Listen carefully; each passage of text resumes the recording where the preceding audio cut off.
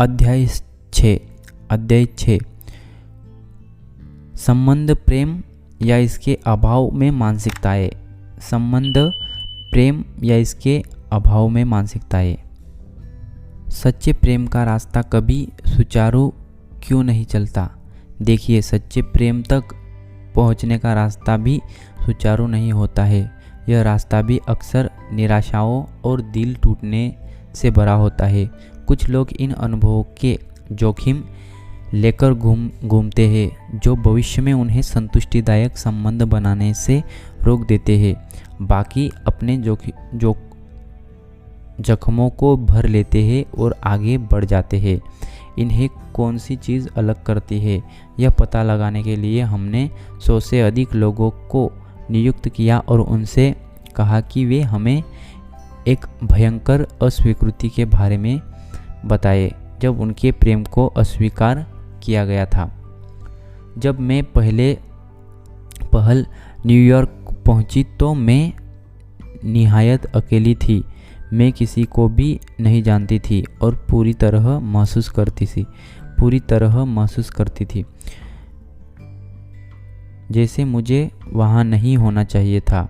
1 साल के दुख भरे जीवन के बाद मैं जैक से मिली। यह कहना नियुक्ति होगी कि हमारी पटरी तुरंत बैठ गई। हमें तो ऐसा महसूस हो रहा था मानो हम एक दूसरे को सदियों से जानते हैं। जल्दी ही हम इकट्ठे रहने लगे और हर चीज़ साथ साथ करने लगे। मैं सोचने लगी कि पूरी ज़िंदगी उसी के साथ गुजारूंगी और उसने कहा कि वह भी यही सोचता है। दो सचमुच सुखद वर्ष बीत गए। फिर एक दिन जब मैं घर लौटी तो मुझे एक कागज़ मिला। इसमें उसने लिखा था कि वह छोड़ना चाहता है। मैं उसे ढूंढने की कोशिश न करूं। उसने इस पर प्यार भी नहीं लिखा। मुझे दोबारा उसकी कोई खोज खबर नहीं मिली। कई बार तो जब फ़ोन की घंटी बजती है तो मैं अब भी सोचती हूँ कि शायद उसी का फ़ोन आया होगा। हमने यह कहानी अलग अलग रूपों में बार बार सुनी। दोनों मानसिकताओं के लोगों ने इस तरह की कहानियाँ बताई। लगभग हर व्यक्ति किसी न किसी समय प्रेम में था और आहत हुआ था। जो अंतर था और जो नाटकीय अंतर था वह यह था कि वे इससे कैसे उभरे। जब उन्होंने उनकी कहानियाँ बताई तो हमने उनसे आगे के प्रश्न पूछे। इसका आपके लिए क्या मतलब था? आपने इसे कैसे संभाला? आप इसकी आशा कर रहे थे? जब लोगों में निश्चित मानसिकता होती थी तो वे ऐसा महसूस करते थे कि इस अस्वीकृति से उनका मूल्यांकन हुआ और उन पर ठप्पा लग गया, स्थायी ठप्पा। तो यह वैसा ही था मानो एक फैसला सुना गया था और उनके माथे पर दाग दिया गया था। प्रेम न करने लायक। और उन्होंने गुस्से भरी प्रतिक्रिया दी क्योंकि निश्चित मानसिकता जख्मों को भरने का कोई नुस्खा नहीं थी है। इसलिए वे बस यह उम्मीद कर सकते हैं कि वे उस व्यक्ति को चोट पहुंचाए जिसने उन्हें चोट पहुंचाई है। ऊपर बताई गई कहानी की लीडिया ने हमें बताया है कि मन में कटुता की स्थायी और प्रबल भावनाएं थी।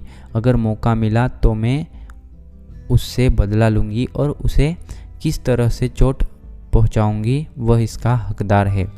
वास्तव में निश्चित मानसिकता वाले लोगों के लिए उनका सबसे मुख्य स्पष्ट था प्रतिशोध। जैसा एक व्यक्ति ने कहा, जब वह गई तो अपने साथ मेरी महत्व छीन ले गई। अब भी दिन ऐसा नहीं गुजरता था जब मैं यह न सोचता हूँ कि उससे हिसाब चुकता कैसे करूँ। अध्ययन के दौरान मैंने अपने निश्चित मानसिकता वाले मित्रों में से एक से उसके तलाक के बारे में पूछा। मैं उसका जवाब भी कभी नहीं भूल पाऊंगी।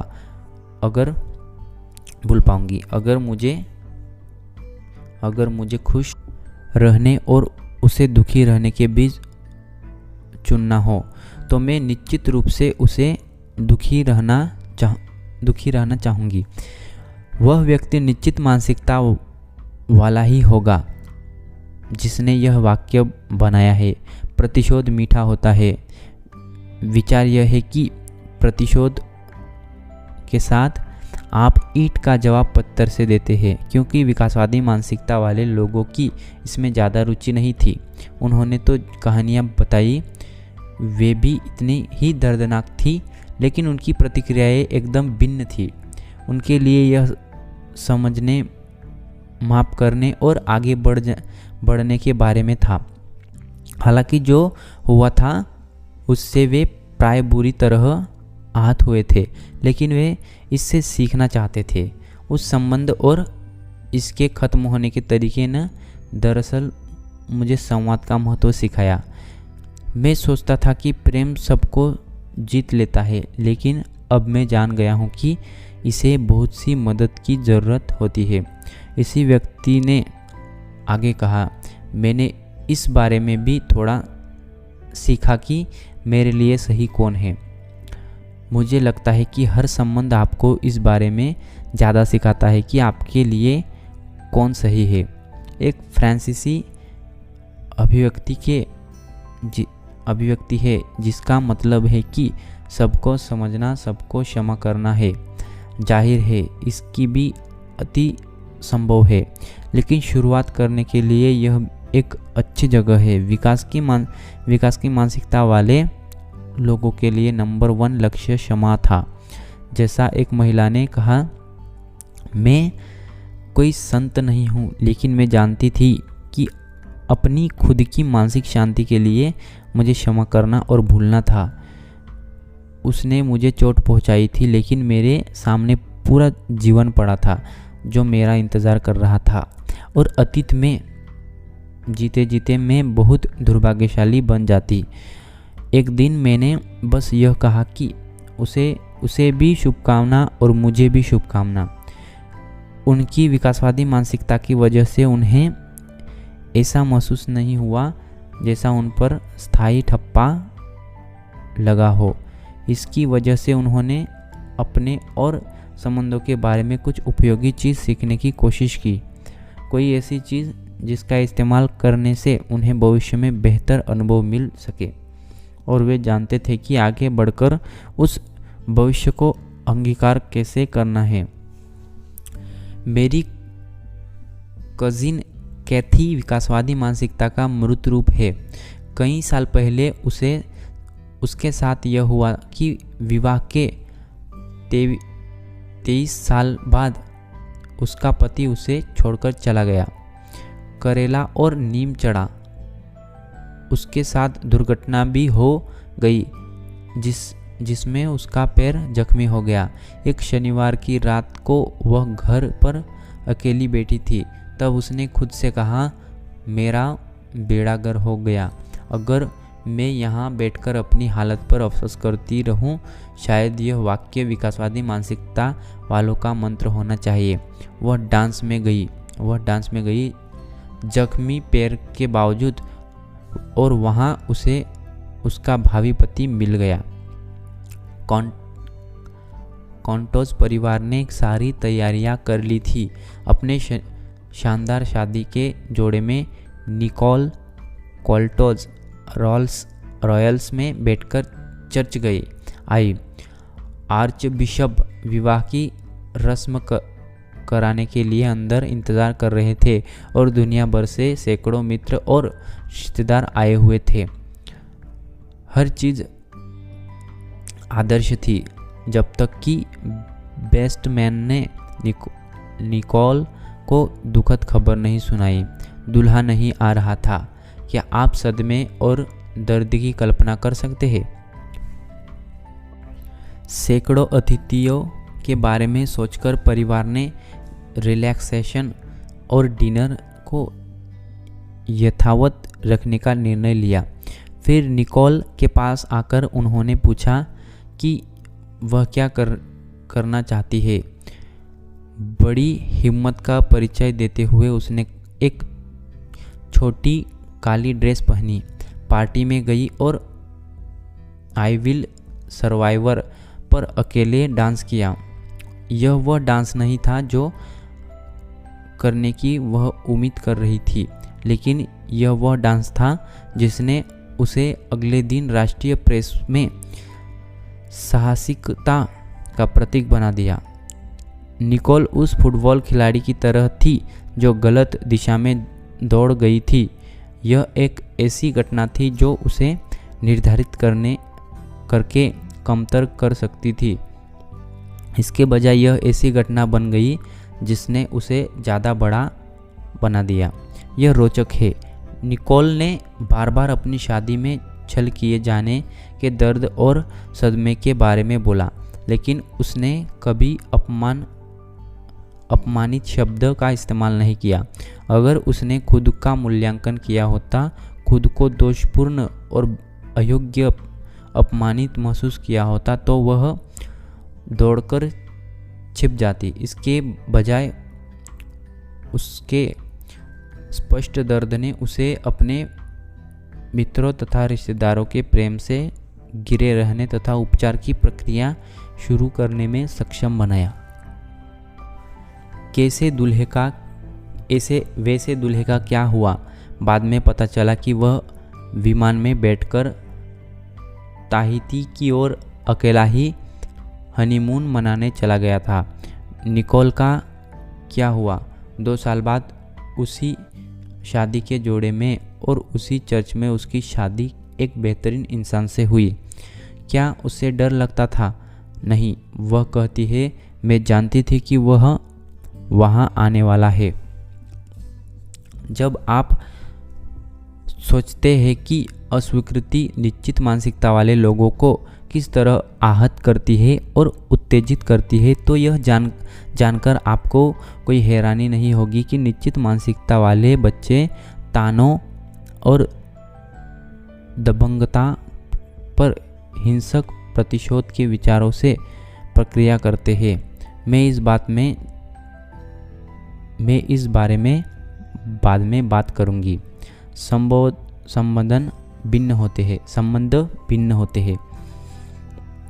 नैसर्गिक प्रतिभाशाली लोगों के अपने अध्ययन में बेंजामिन ब्लू ने कंसल्ट पियानोवादक, मूर्तिकारों, ओलंपिक तैराकों, टेनिस खिलाड़ियों, गणितज्ञों तथा शोध न्यूरोलॉजिस्ट को शामिल किया, लेकिन उन लोगों को नहीं किया जो पारंपरिक संबंध में प्रतिभाशाली थे। यह उनकी योजना का हिस्सा था।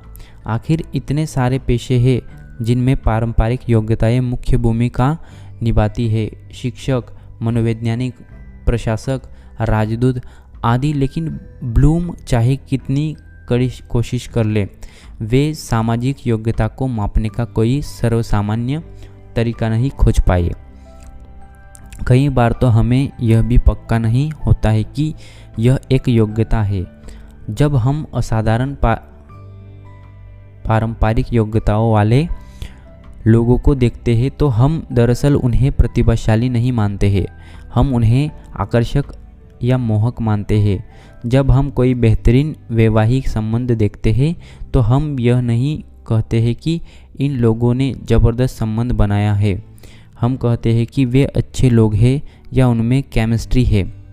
इसका मतलब क्या है? इसका मतलब यह है कि समाज के रूप में हम संबंधों की योग्यताओं को नहीं समझ पाते, लेकिन लोगों के संबंधों में हर चीज़ दांव पर होती है। शायद इसलिए डैनियल गोलमैन की इमोशंस इंटेलिजेंस इतनी लोकप्रिय हुई। इसने कहा, सामाजिक भावनात्मक योग्यताएं होती है और मैं आपको बता सकती हूँ कि वे क्या है। मानसिकताएं एक और आयाम जोड़ती है। वे इस बारे में और भी ज़्यादा समझने में हमारी मदद करती है कि लोग अक्सर उन योग्यताओं को क्यों नहीं सीखते हैं जिनकी उन्हें ज़रूरत है। या उन योग्यताओं का इस्तेमाल क्यों नहीं करते जो उनके पास है। लोग खुद को नए संबंधों में इतनी आशापूर्वक क्यों फेंक देते हैं, वह भी अपना अवमूल्यन करने के लिए। प्रेम अक्सर एक युद्ध भूमि में क्यों बदल जाता है, जहाँ भीषण संहार होता है। और सबसे महत्वपूर्ण बात, वे यह समझने में हमारी मदद करते हैं कि कुछ लोग स्थायी और संतुष्टिदायक संबंध बनाने में सक्षम होते हैं। प्रेम करने की मानसिकताएं। प्रेम करने की मानसिकताएं।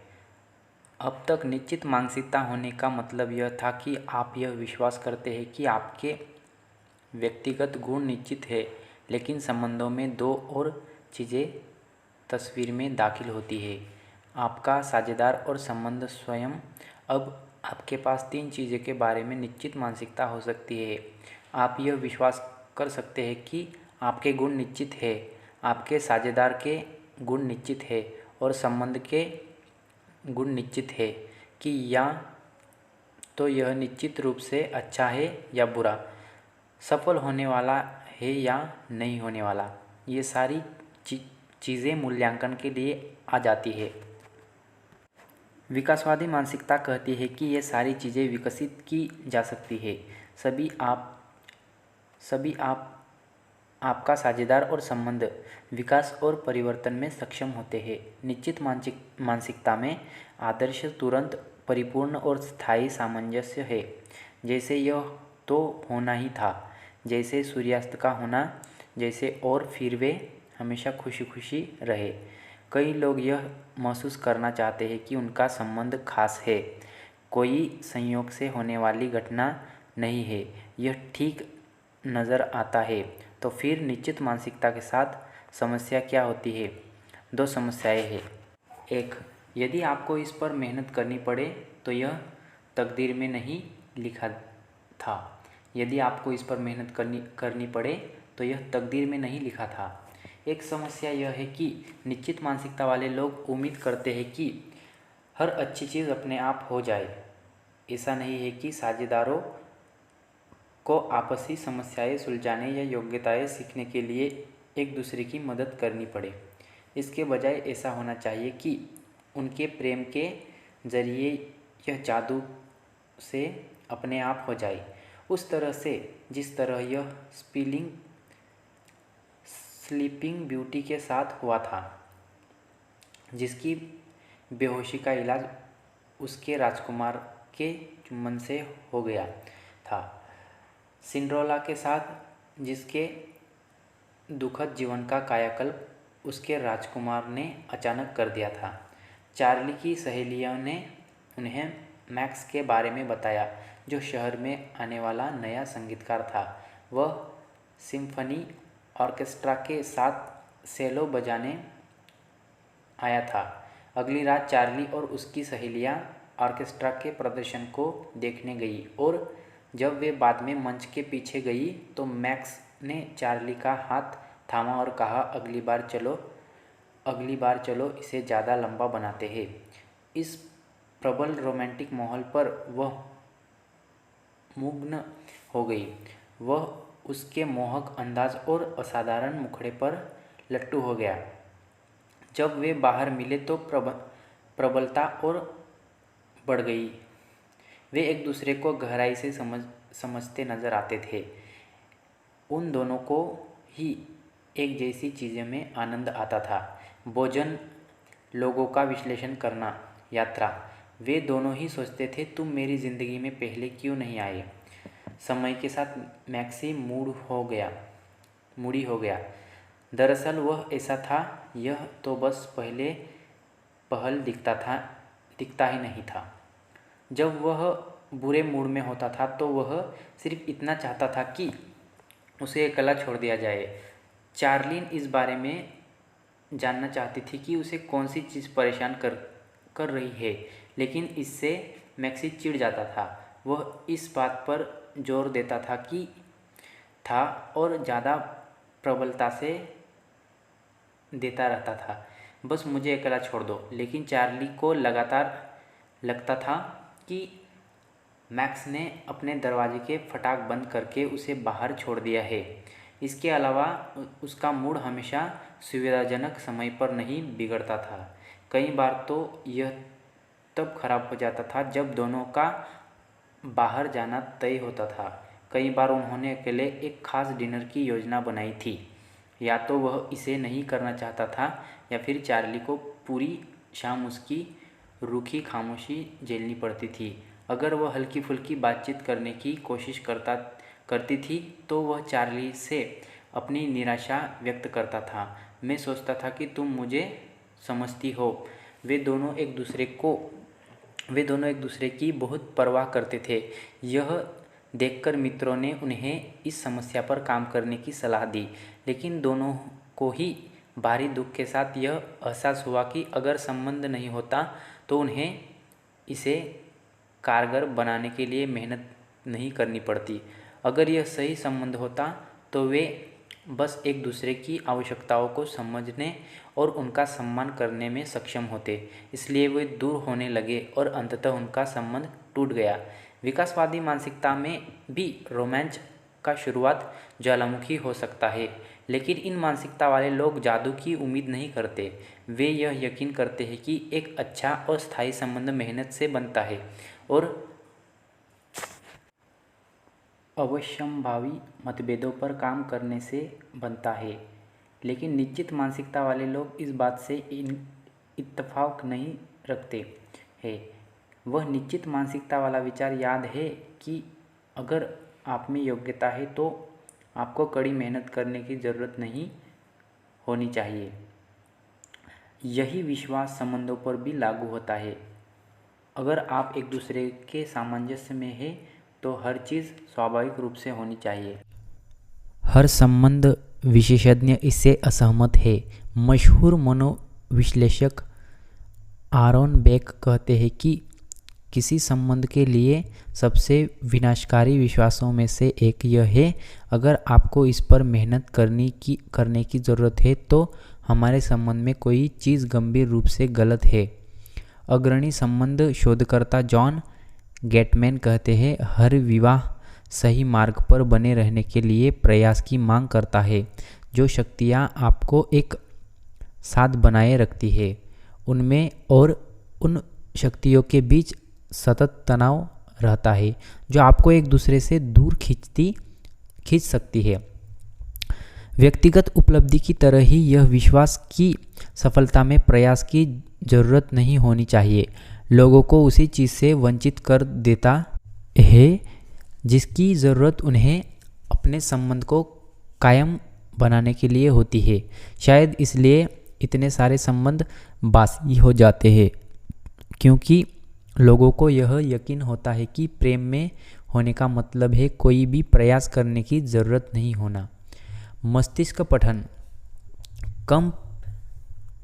पठन कम प्रयास वाले विश्वास का हिस्सा यह विचार है कि दंपतियों को एक दूसरे के दिल की बात समझने में सक्षम होना चाहिए। हम एक जैसे हैं। मेरे साझेदार को यह पता होना चाहिए कि मैं क्या सोचता हूँ, महसूस करता हूँ और मुझे किस चीज़ की ज़रूरत है, और मुझे पता होना चाहिए कि मेरा साझेदार क्या सोचता है, महसूस करता है और उसे किस चीज़ की ज़रूरत है। लेकिन यह असंभव है। संवाद करने के बजाय दिल के इरादों को पढ़ने की कोशिश हमेशा नाकाम हो जाती है। मशहूर पारिवारिक मनोवैज्ञानिक इलियन सेवेज टॉम और लूसी का वर्णन करती है।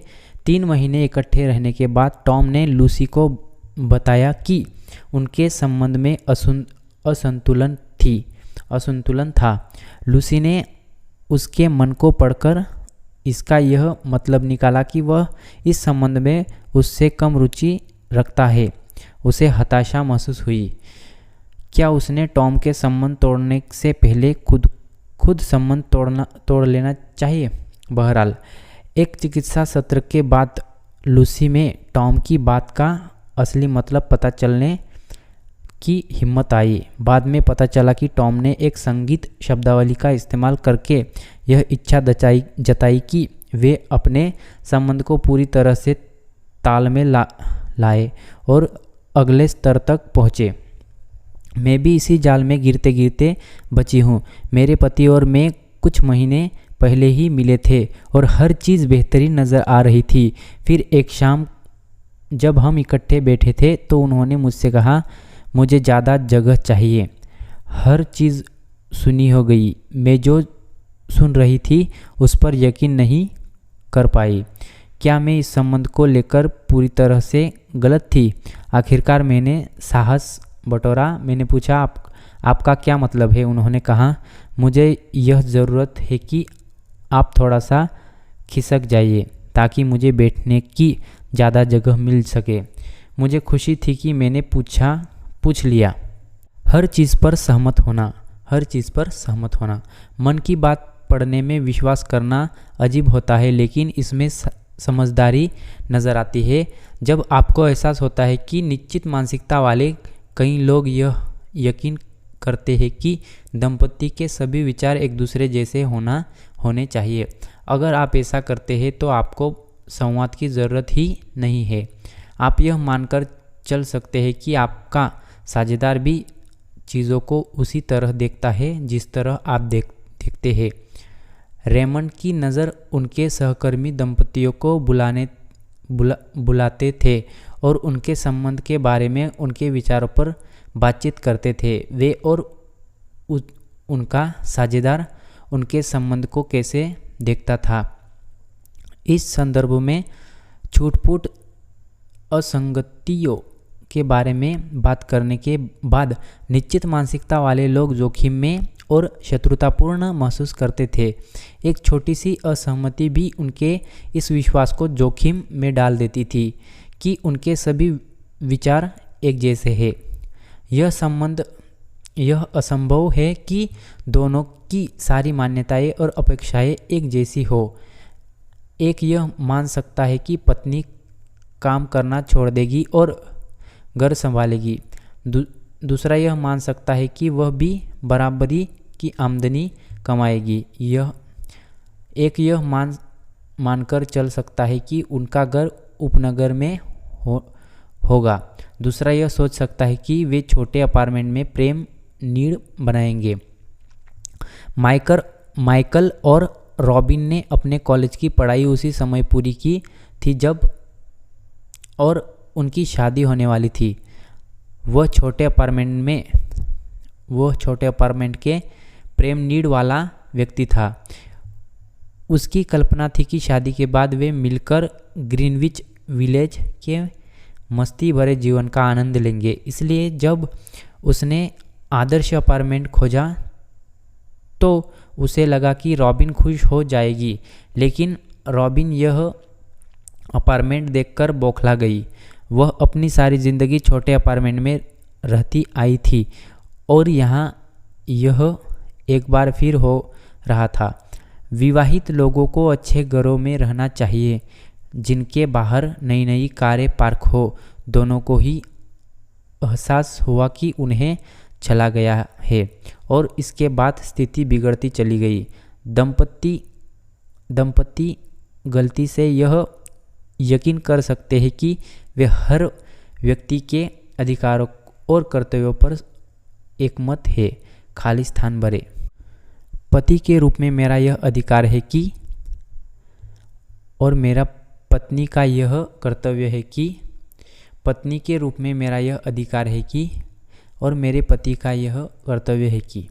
बहुत कम चीज़ें जीवनसाथी को इससे ज़्यादा गुस्सा दिला सकती है जितनी कि उनके अधिकारों का हनन, और बहुत कम चीज़ें किसी जीवनसाथी को इससे ज़्यादा गुस्सा दिला सकती है कि दूसरा किसी ऐसी चीज़ का अधिकारी महसूस करे जो आप नहीं सोचते कि उसके पास आ रही है।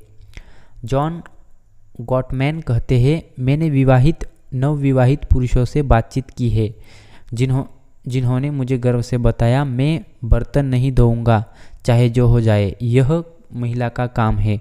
2 साल बाद वही आदमी मुझसे पूछता है कि मेरी पत्नी और मेरे बीच अब सेक्स क्यों नहीं होता।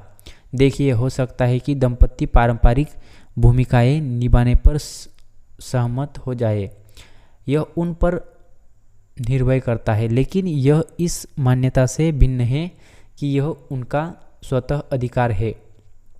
जब जेनेट वित्तीय विश्लेषण और फिल रियल एस्टेट एजेंट मिले तो उनसे एक नया अपार्टमेंट लिया और उसने अपने मित्रों को डिनर पर बुलाकर पार्टी दी। जब जेनेट ने कहा चलो हम यह करते हैं तो वह रोमांचित हो गया।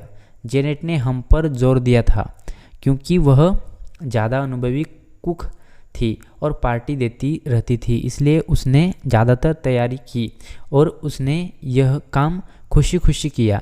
वह यह देखकर आनंदित थी कि फिल इस समारोह को आयोजित करके कितना खुश है। समस्या तब शुरू हुई जब मेहमान आ गए।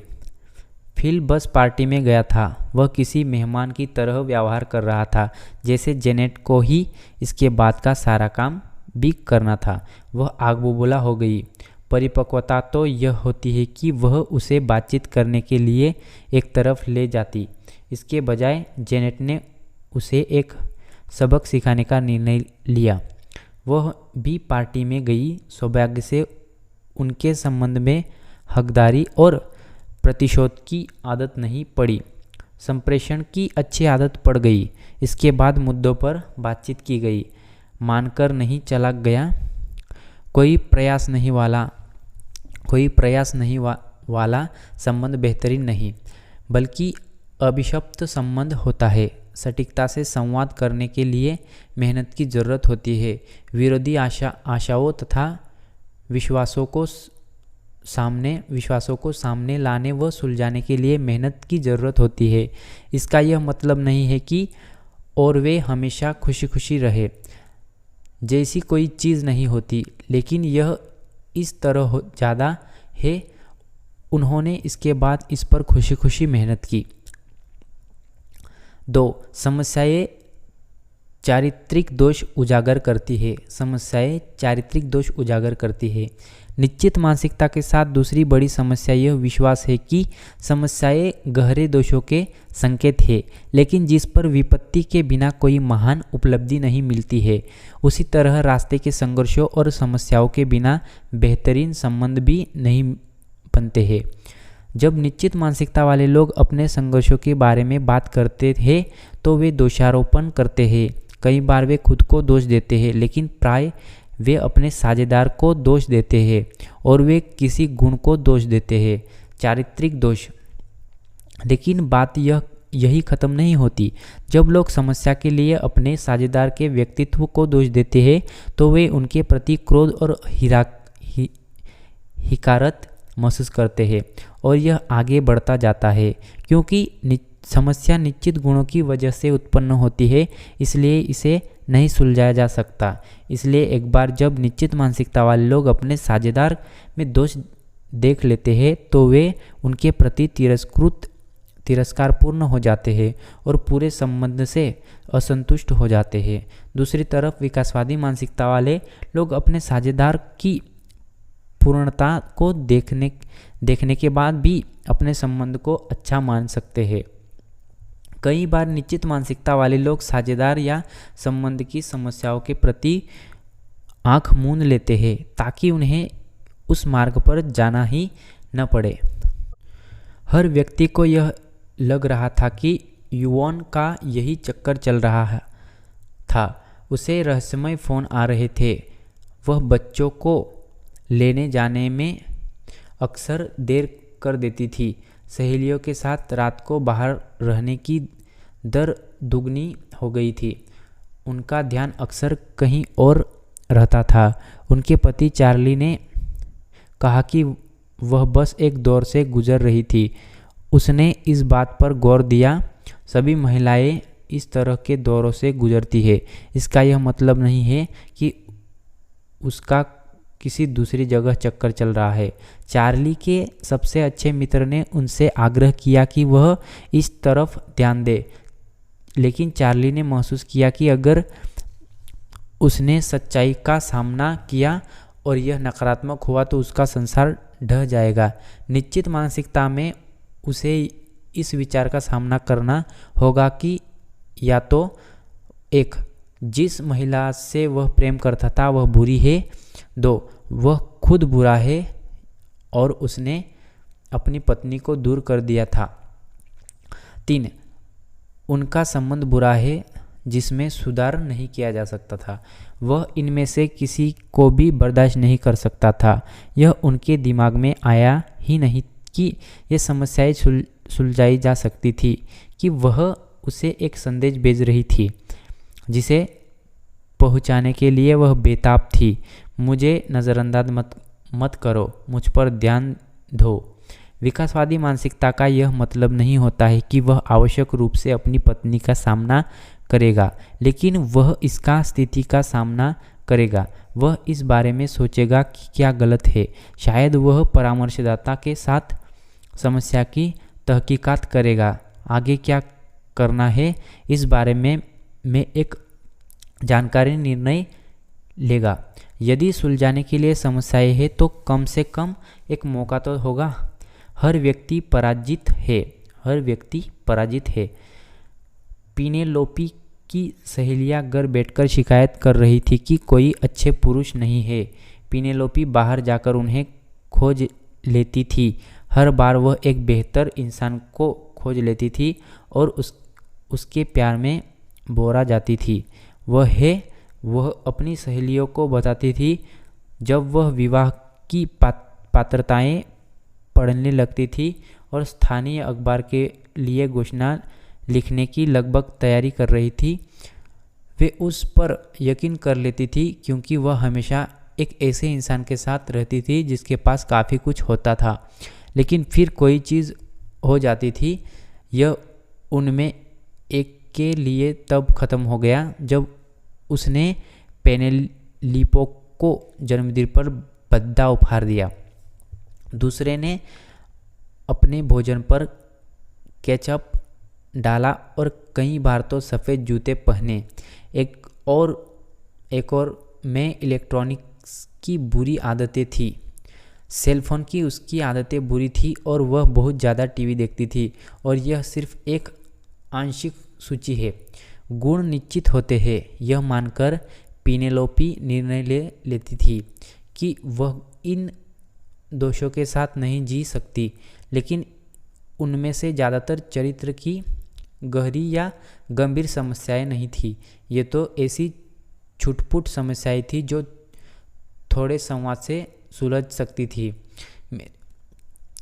मेरे पति और मैं लगभग 1 साल तक इकट्ठे रहे और जब मेरा जन्मदिन करीब आया तो मैंने एक स्पष्ट संदेश भेजा। मैं लुटेरी नहीं हूँ, लेकिन मैं एक अच्छा उपहार पसंद करती हूँ। उन्होंने कहा, क्या विचार मायने नहीं रखता? मैंने जवाब दिया, लोग यह तब कहते हैं जब वे इस पर विचार करना नहीं चाहते। साल में एक बार मैंने आगे कहा, हम में से हर एक का दिन होता है। मैं आपसे प्यार करती हूँ और मैं आपके लिए तोहफा चुनने में समय और प्रयास लगाऊंगी। मैं चाहती हूँ कि आप भी मेरी खातिर यही करें। उन्होंने मुझे कभी निराश नहीं किया। पिनेलोपी यह मानकर चलती थी कि कहीं पर कोई ऐसा व्यक्ति था जो पहले से ही आदर्श हो। संबंध विशेषज्ञ डेनियल वाइल कहते हैं कि साझेदार चुनना समस्याओं का एक समूह चुनना है। कोई उम्मीदवार समस्या रहित नहीं होता। पते की बात यह है कि एक दूसरे की कमियां स्वीकार करें और वहां से शुरुआत करें। दोष चले जाते हैं। ब्रेंडा और जैक डेनियल वाइल के ग्राहक थे और वह यह कहानी बताती है। ब्रेंडा ऑफिस से घर लौटी और उसने जैक को एक लंबी विस्तृत कहानी सुनाई जिसमें कोई मुद्दे की बात स्पष्ट नहीं थी। जैक की हालत बोरियत के मारे खराब थी, लेकिन उसने विनम्र बनने के लिए इसे छुपाने की कोशिश की। बहरहाल ब्रेंडा उसकी सच्ची भावनाएं महसूस कर सकती थी, इसलिए ज़्यादा रोचक होने की इच्छा से वह एक और लंबी कहानी सुनाने लगी जो ऑफिस के एक प्रोजेक्ट के बारे में थी। जैक विस्फोट के लिए तैयार था। वे मानसिक रूप से गुणों को दाएं बाएं उछाल रहे थे। वाइल्ड के अनुसार वे दोनों ही सोच रहे थे ब्रेंडा बोरिंग है, जैक स्वार्थी है और हमारा संबंध जरा भी अच्छा नहीं है। वास्तव में दोनों के इरादे नेक थे। ब्रेंडा सीधे यह कहने में डर रही थी कि उसने उस दिन ऑफिस में बेहतरीन काम किया। वह डींगे मारने वाली नहीं दिखाना चाहती थी, इसलिए इसके बजाय उसने अपने प्रोजेक्ट के छोटे विवरणों के बारे में बात की। जैक रूखा नहीं दिखना चाहता था, इसलिए ब्रेंडा से प्रश्न करने या अपना आश्चर्य व्यक्त करने के बजाय उसने अपना दिल कड़क किया और उसकी कहानी के ख़त्म होने का इंतज़ार किया। जैक को तो बस यह कहना चाहिए था, देखो प्रिय, जब तुम इतनी सारी लंबी चौड़ी बातें बताती हो तो मैं मुद्दे की बात नहीं समझ पाता और कुंठित हो जाता हूँ। तुम मुझे यह क्यों बताती हो कि तुम इसे प्रोजेक्ट के बारे में क्यों रोमांचित हो? मैं यह सुनना सचमुच पसंद करूँगा। यह व्यक्तित्व या चरित्र की समस्या नहीं थी, यह तो संवाद की समस्या थी। लेकिन निश्चित मानसिकता में दोष तेजी से और जोर से आया। वैसे मुझे यह कहानी सुनाना पसंद है। जब मैं छोटी थी तो लेडीज़ होम जनरल के हर संस्करण में एक फीचर होता था जिसका शीर्षक होता था, क्या इस विवाह को बचाया जा सकता है? आमतौर पर जब जवाब हाँ में होता था, मैं इस कहानियों को चाट जाती थी और उन सभी तरीकों को जानकर मंत्रमुग्ध होती थी जिनसे विवाह गड़बड़ हो सकता है, और इस बात पर तो और भी मंत्रमुग्ध होती थी कि इसका सुधार किया जा सकता है। आरोन बैक ने टेड और करेन की कहानी बताई थी। यह निश्चित मानसिकता वाले दो लोगों की कहानी है जो एक दूसरे की नज़रों में सभी अच्छे गुणों से सभी बुरे गुणों तक कैसे पहुँचे। जब टेड और करेन मिले तो वे विपरीत ध्रुव थे जो एक दूसरे को आकर्षित कर रहे थे। करेन स्वच्छंदता और हल्केपन को संचारित करती थी। डेट एक गंभीर शख्स था जिसके कंधे पर पूरे संसार का बोझ था और वह महसूस करता था कि करेन की चिंता रहित जिंदगी से उसके जीवन का कायाकल्प हो गया। जो भी चीज़ वह कहती और करती है वह मोहक होती है, उसने भावना के साथ कहा। बदले में ट्रेड चट्टान जैसा पिता था जो करेन को भी नहीं मिला था। वह उसी तरह स्थिर विश्वसनीय इंसान था जो उसे सुरक्षा का एहसास दे सकता था। लेकिन कुछ साल बाद डेड करेन और गैर जिम्मेदार हवाई लड़की के रूप में देखने लगा। वह कभी किसी चीज़ को गंभीरता से नहीं लेती है, मैं उस पर भरोसा नहीं कर सकता। और करेन टेड को एक आलोचनात्मक तानाशाह के रूप में देखने लगी जो उसके हर काम में मीन मेख निकालता रहता था। अंत में यह विवाह बच गया सिर्फ इसलिए क्योंकि दोनों ने गुस्सेल ठप्पों से नहीं बल्कि सहायक कार्यों द्वारा एक दूसरे पर प्रतिक्रिया देना सीख लिया। एक दिन जब करेन काम के बोझ से दबी हुई थी तब घर लौटने पर टेड को घर गंदा दिखा। वह नाराज़ था और उसे फटकारना चाहता था, लेकिन उसने बैक से सीखी बात पर अमल करते हुए खुद से पूछा, यहाँ करेन करने के लिए उपयुक्त काम क्या है? अपने खुद के सवाल का जवाब देते हुए वह घर साफ करने लगा। वह आलोचनात्मक होने के बजाय करेन को समर्थन दे रहा था। क्या इस विवाह को बचाया जा सकता है? क्या इस विवाह को बचाया जा सकता है? आरोन बेक परामर्श में दंपतियों से कहते हैं कि वे कभी इन निश्चित मानसिकता वाले विचारों को दिमाग में जगह न दे। मेरा साझेदार नहीं बदल सकता, कोई भी चीज़ हमारे संबंध को बेहतर नहीं बना सकती। वे कहते हैं कि ये विचार लगभग हमेशा गलत होते हैं। कई बार ये विचार न सोचना मुश्किल होता है, जैसा बिल और हिलेरी क्लिंटन के मामले में हुआ। जब क्लिंटन राष्ट्रपति थे तो उन्होंने मोनिका लेविसिंग से अपने संबंध को लेकर अपनी पत्नी और देश से झूठ बोला। हिलेरी ने उनकी रक्षा करते हुए कहा, मेरे पति ने और दोष तो हो सकता है, लेकिन उन्होंने कभी मुझसे झूठ नहीं बोला। सच्चाई सामने आ गई, जैसे कि यह आ ही जाती है, खासतौर पर जब एक विशेष प्रोसिक्यूटर मदद कर रहे हो। हिलेरी आग बबूला हो गई क्योंकि उन्हें धोखा दिया गया था। जब उन्हें यह निर्णय लेना था कि क्या बिल स्थायी रूप से बुरे और अविश्वसनीय पति है या फिर ऐसे इंसान हैं जिन्हें बहुत सारी मदद की ज़रूरत है। एक महत्वपूर्ण बिंदु को सामने लाने का यह अच्छा समय है। साझेदार बदल सकता है, इस विश्वास का मतलब यह भरोसा करना नहीं है कि साझेदार बदलेगा। बदलाव करने के लिए साझेदार के मन में परिवर्तन की इच्छा होनी चाहिए, परिवर्तन का संकल्प होना चाहिए और इसकी दिशा में ठोस काम करने की इच्छा भी होनी चाहिए। क्लिंटन दंपति परामर्श लेने गए और इस प्रक्रिया में साल भर तक सप्ताह में एक पूरा दिन बिताया। परामर्श के जरिए बिल को यह समझ आया कि शराबी अभिभावकों की संतान होने की वजह से उन्होंने दोहरी जिंदगी जीना सीखा था। एक तरफ तो उन्होंने बचपन से ही अत्यधिक जिम्मेदारी लेना सीखा था। मिसाल के तौर पर बचपन में उन्होंने अपने सौतेले पिता को गंभीरता से रोका था कि वे उनकी मां की पिटाई न करें।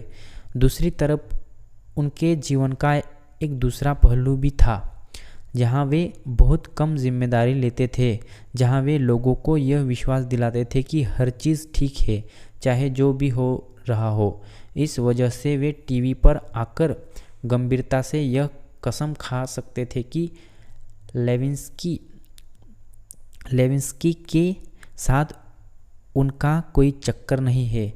वे जिम्मेदारी रहित और उच्च अस्वीकृति वाले स्थान में थे। लोग लहरी से उन्हें माफ करने का आग्रह कर रहे थे। एक शाम को स्टीवी वंटर ने व्हाइट हाउस फोन करके पूछा कि क्या वे वहां आ सकते हैं। उन्होंने क्षमा की शक्ति पर उनके लिए एक गीत लिखा था और उन्होंने उस रात हिलेरी को वह सुनाया।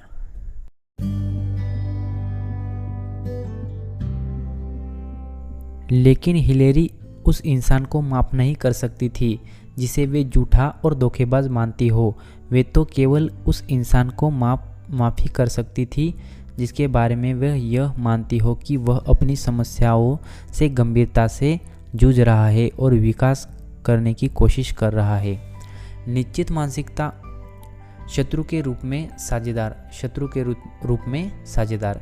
निश्चित मानसिकता होने पर एक पल का साझेदार आपके जीवन की रोशनी होता है, अगले ही पल वह आपका शत्रु बन जाता है।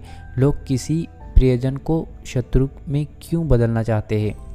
जब आप दूसरे कामों में असफल होते हैं तो किसी दूसरे को दोष देते रहना कठिन होता है, लेकिन जब किसी संबंध में कोई चीज़ गड़बड़ होती है तो किसी दूसरे को दोष देना आसान होता है। वास्तव में निश्चित मानसिकता में आपके पास सीमित विकल्प होते हैं। एक विकल्प होता है अपने खुद के स्थायी गुणों को दोष देना और दूसरा होता है अपने साझेदार के स्थायी गुणों को दोष देना। आप देख सकते हैं कि सामने वाले पर दोष मढ़ना कितना लुभावना होता है। जब भी किसी संबंध में कोई चीज़ गड़बड़ हो जाती है तो मेरी निश्चित मानसिकता की विरासत के रूप में मुझे अब भी अपनी रक्षा करने करने और दोष देने की प्रबल इच्छा होती है। यह मेरी गलती नहीं है। इस बुरी आदत से निपटने के लिए मेरे पति और मैंने एक तीसरे शख्स का आविष्कार किया, मॉरिस नामक एक काल्पनिक आदमी। जब भी मैं इस बारे में शुरू होती हूँ कि किसे दोष देना है, तो हमें बेचारे मॉरिस को सामने ले आते हैं और उसे दोष देने लगते हैं। याद रखें कि निश्चित मानसिकता वाले लोगों के लिए क्षमा करना कितना मुश्किल होता है। इसका एक हिस्सा यह है कि उन्हें यह महसूस होता है कि अस्वीकृति या विच्छेद ने उन्हें दाग दिया है, लेकिन दूसरा हिस्सा यह है कि अगर वे साझेदार को क्षमा करते हैं, अगर वे उसे अच्छे इंसान के रूप में देखते हैं, तो उन्हें खुद पर ज़्यादा दोष देना होता है। अगर मेरा साझेदार अच्छा इंसान है तो मैं ही बुरी होऊंगी, तब गलती मेरी ही होगी। यही चीज़ अभिभावकों के साथ हो सकती है। अगर आपके किसी अभिभावक के साथ मुश्किल संबंध है तो यह किसकी गलती है? अगर आपके माता पिता ने आपको पर्याप्त प्यार नहीं किया तो वे बुरे माता पिता थे, या आप ही प्यार करने लायक नहीं थे? ये वे तीखे सवाल है जो निश्चित मानसिकता के भीतर हमें सताते रहते हैं।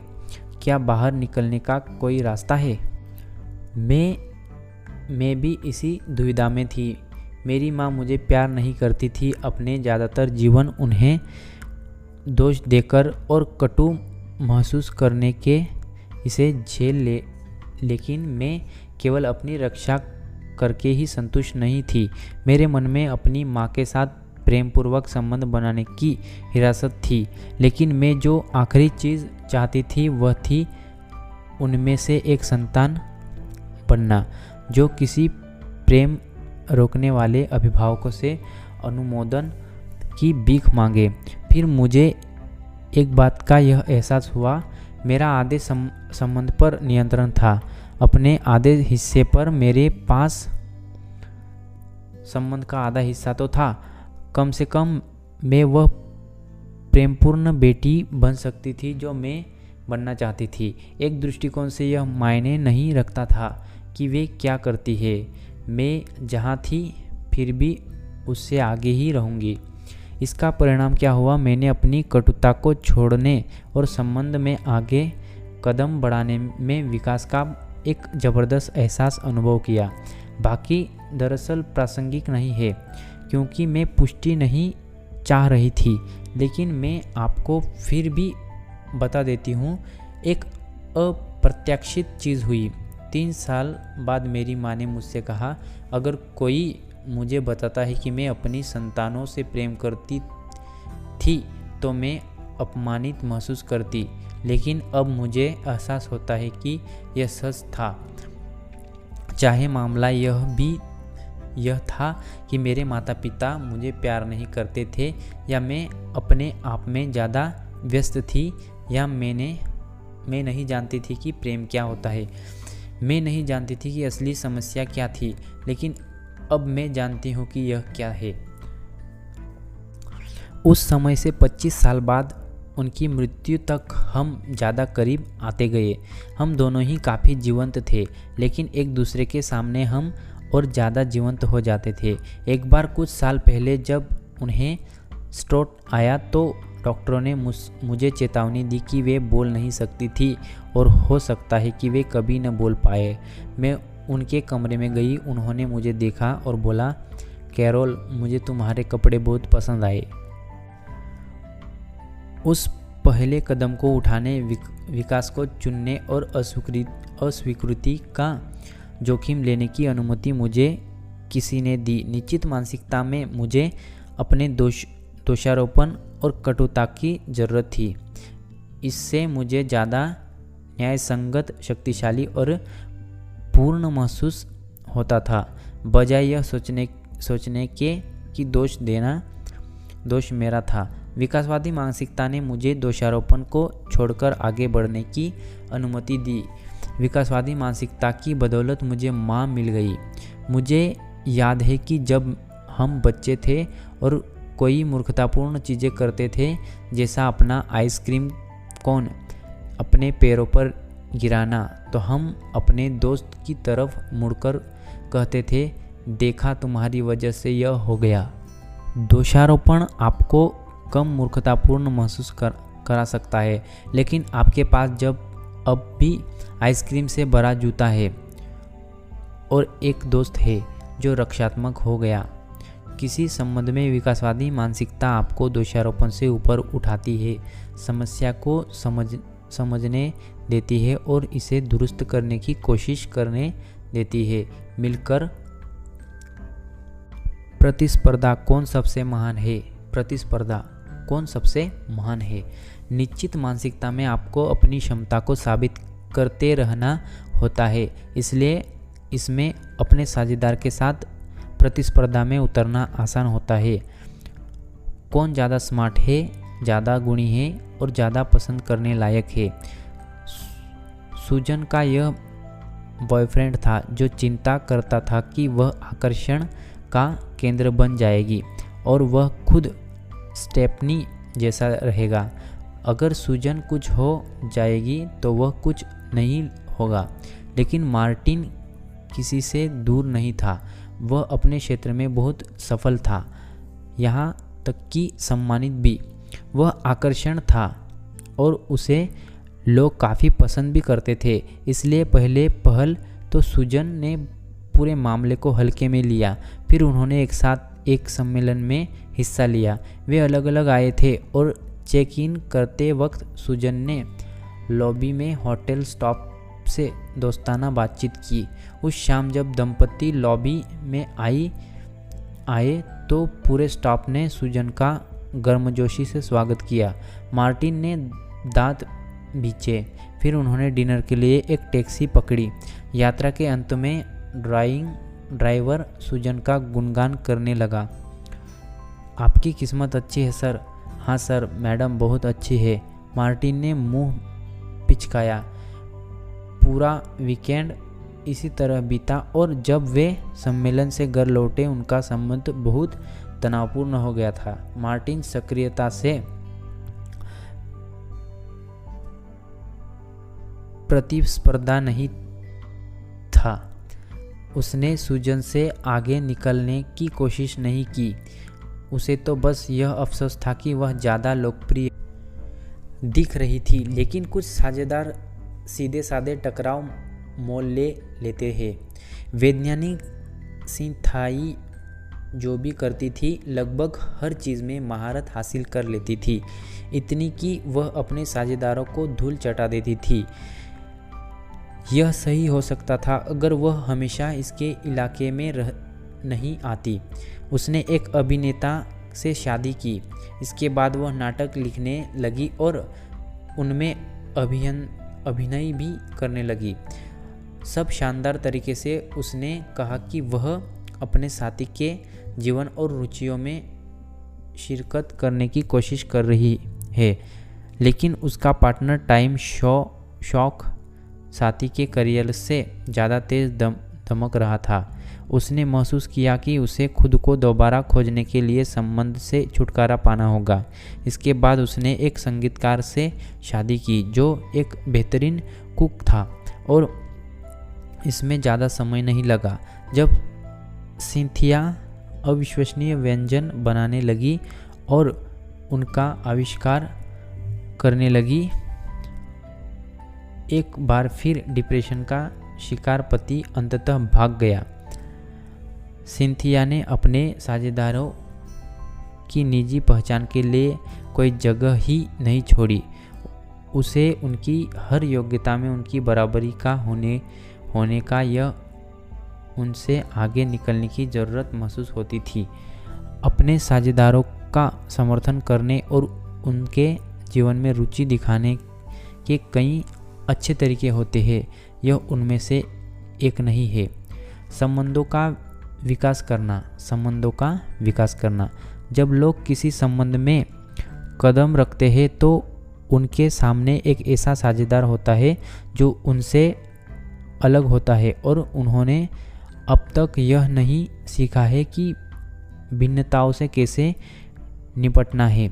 अच्छे संबंध में लोग इन योग्यताओं का विकास करते हैं और ऐसा करने पर दोनों ही साझेदारों का विकास होता है तथा संबंध गहरा होता है। लेकिन इसके लिए लोगों को यह महसूस करने की ज़रूरत होती है कि वे एक ही तरफ है। लोरा किस्मत वाली थी। वह आत्मकेंद्रित और रक्षात्मक हो सकती थी। वह चिल्ला सकती थी और मुंह फुला सकती थी, लेकिन जेम्स इसे कभी व्यक्तिगत रूप से नहीं लेता था और उसे हमेशा महसूस होता था कि ज़रूरत के वक्त वह हमेशा उसके साथ होती थी। इसलिए जब वह क्रोधित हो जाती तो जेम्स उसे शांत करता था और उससे शांति से बात करता था। समय के साथ लोरा ने क्रोधित होना और मुंह फुलाना छोड़ दिया। जब विश्वास का माहौल विकसित हुआ तो वे एक दूसरे के विकास में गहरी रुचि लेने लगे। जेम्स एक कॉरपोरेशन बना रहा और लोरा उसकी योजनाओं पर तथा उनके सामने आ रही समस्याओं पर घंटों बातचीत करती थी। लोरा ने हमेशा से बच्चों की पुस्तकें लिखने का सपना देखा था। जेम्स ने कहा कि वह अपने विचारों पर अमल करे और पहला ड्राफ्ट लिखे। उसने लोरा को अपने एक परिचित के संपर्क करने को कहा जो एक इलस्ट्रेटर था। इस संबंध को पृष्ठभूमि में हर साझेदार वे चीज़ें करने में सामने वाले की मदद कर रहा था जो वे करना चाहते थे और वह व्यक्ति बनने में जो वो बनना चाहते थे। कुछ समय पहले मैं एक सहेली से बात कर रही थी कि कुछ लोग बच्चे पालने के बारे में कैसे विचार रखते हैं कि अभिभावकों से ज़्यादा फर्क नहीं पड़ता। इस दृष्टिकोण को स्पष्ट करने के लिए उसने इसकी तुलना व्यवहारिक संबंध से की। वह विवाह में साझेदारों जैसा है। हर व्यक्ति संबंध में पूरी तरह से बनाया आता है और आपका साझेदार जैसा होता है उसे आप प्रभावित नहीं कर सकते थे। ओह नहीं, मैंने जवाब दिया, मेरे लिए तो विवाह का पूरा मतलब ही अपने साझेदार के विकास को प्रोत्साहित करना है, साथ ही उनके द्वारा अपने विकास को भी प्रोत्साहित करना है। इससे मेरा मतलब माई फेयर लेडी जैसा चीज़ नहीं है जहां आप साझेदारों को सिर से पैर तक बदलने की कोशिश करते हैं जो फिर यह महसूस करते हैं कि वे वर्तमान रूप से स्वरूप में पर्याप्त अच्छे नहीं हैं। मेरा मतलब है कि संबंध के भीतर साझेदारों के लक्ष्यों और उनकी क्षमता तक पहुंचने में उनकी सहायता करना। यह सक्रिय विकासवादी मानसिकता है। मित्रता साझेदार की तरह ही मित्रता भी ऐसी जगह है जहां हमारे पास एक दूसरे के विकास को बढ़ाने और एक दूसरे की पुष्टि करने का अवसर होता है। दोनों ही महत्वपूर्ण है। मित्र विकासशील निर्णय लेने के लिए एक दूसरे को बुद्धिमत्ता और साहस प्रदान करते हैं। मित्र एक दूसरे के अच्छे गुणों के बारे में एक दूसरे को आश्वस्त कर सकते हैं। गुणों की प्रशंसा करने के खतरों वे बावजूद ऐसा समय आता है जब हमें खुद के बारे में आश्वासन की ज़रूरत होती है। मुझे बताइए कि मेरी बुरी नहीं हूँ, मैं बुरी नहीं हूँ जो मैंने अपने बॉयफ्रेंड के साथ संबंध तोड़ा। मुझे बताइए कि मैं मूर्ख नहीं हूँ हालांकि मैं परीक्षा में फेल हो गई। वास्तव में ये मौके हमें समर्थन प्रदान करने और विकास का संदेश पहुंचाने का मौका देते हैं। आपने उस संबंध को 3 साल तक हर चीज़ दी और उसने परिस्थितियों को बेहतर बनाने की कोई कोशिश नहीं की। मैं सोचती हूँ कि आप सही है जो आप आगे बढ़ गई। या उस परीक्षा में क्या हुआ था? क्या आप सामग्री को समझ गए थे? क्या आपने पर्याप्त अध्ययन किया था? क्या आप सोचते हैं कि आपको ट्यूटर की ज़रूरत थी? आइए इस बारे में बात करते हैं। लेकिन सभी संबंधों की तरह ही खुद को साबित करने की लोगों की ज़रूरत गलत दिशा में पलड़ा झुका सकती है। शेरी लेवी ने एक अध्ययन किया जो मित्रता के बारे में तो नहीं था, लेकिन एक महत्वपूर्ण और प्रासंगिक बिंदु उठाता है। लेवी ने किशोर लड़कों के आत्मगौरव को मापा और फिर उसने पूछा कि वे लड़कियों के बारे में नकारात्मक रूढ़ियों में कितना यकीन करते हैं। मिसाल के तौर पर उनका कितना मानना था कि लड़कियां गणित में बदतर होती है या लड़कों से कम तार्किक होती है। इस बार फिर उन्होंने उनके आत्मगौरव को मापा। जिन लड़कों का विश्वास निश्चित मानसिकता में था, उनके आत्मगौरव में वृद्धि नजर आई। जब उन्होंने रूढ़ियों का समर्थन किया, लड़कियां ज़्यादा मूर्ख और अस्थिर होती है, यह सोचने से वे खुद के बारे में बेहतर महसूस करने लगे। विकासवादी मानसिकता वाले लड़कों को रूढ़ियों से सहमत होने की कम संभावना थी, लेकिन जब उन्होंने ऐसा किया तो इसके उनके अहम में वृद्धि नहीं हुई। यह मानसिकता मित्रताओं में भी घुसपैठ कर सकती है। आप जितने कमतर है, मैं उतना ही बेहतर महसूस करता हूँ वाला विचार। एक दिन मैं एक प्रिय साझेदार सहेली के से बात कर रही थी। मैं इस बारे में हैरान थी कि वह अपनी कुछ सहेलियों के व्यवहार को क्यों झेलती है। दरअसल मैं इस बारे में हैरान थी कि उसने इन लोगों से दोस्ती की ही क्यों। एक तो अक्सर गैर जिम्मेदार तरीके से काम करती थी, दूसरी अपने पति के साथ बेशर्मी से फ्लर्ट करती थी। उसका जवाब यह था कि हर व्यक्ति में अच्छे और बुरे गुण होते हैं, और सच तो यह है कि अगर आप केवल आदर्श लोगों की ही तलाश करें तो आपका सामाजिक दायरा बहुत सीमित हो जाएगा। बहरहाल वह एक चीज़ बर्दाश्त नहीं कर सकती थी, उन लोगों को जो उनके बारे में बुरा महसूस करते थे। हम सभी इन लोगों को जानते हैं। वे प्रतिभाशाली, सम्मोहक और मज़ेदार हो सकते हैं, लेकिन उनके साथ रहने पर आप कमतर महसूस करते हैं। आप पूछ सकते हैं, क्या मैं खुद पर बस एक संख्या लगा रहा हूँ? लेकिन यह अक्सर वे होते हैं जो अपनी श्रेष्ठता और आपकी हीनता को स्थापित करके खुद को ऊंचा दिखाने की कोशिश करते हैं। यह आपको सक्रियता से नीचे रखकर किया जा सकता है, या फिर आपके प्रति उनके लापरवाह तरीके से भी किया जा सकता है। इनमें से चाहे जो तरीका हो, आप उनकी योग्यता की पुष्टि करने वाले वाहन या शिकार होते हैं। मैं अपनी एक सहेली के 50वें जन्मदिन की पार्टी में गई थी और उसकी बहन ने प्रशस्त व्याख्यान दिया। उसकी बहन ने बताया कि मेरी सहेली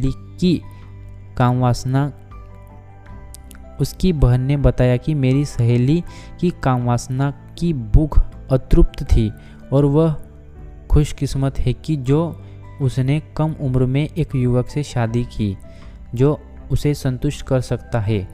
मज़े में उसने मेरी सहेली के चेहरे, मोहरे, मस्तिष्क और मातृत्व योग्यताओं की तहकीकात कर डाली। इस प्रशस्त के बाद मुझे अचानक यह कहावत याद आई, जब आपके पास ऐसे दोस्त हो जो आपको दुश्मनों की ज़रूरत नहीं है। दोस्त आपका भला न चाहे, यह एहसास करना मुश्किल होता है।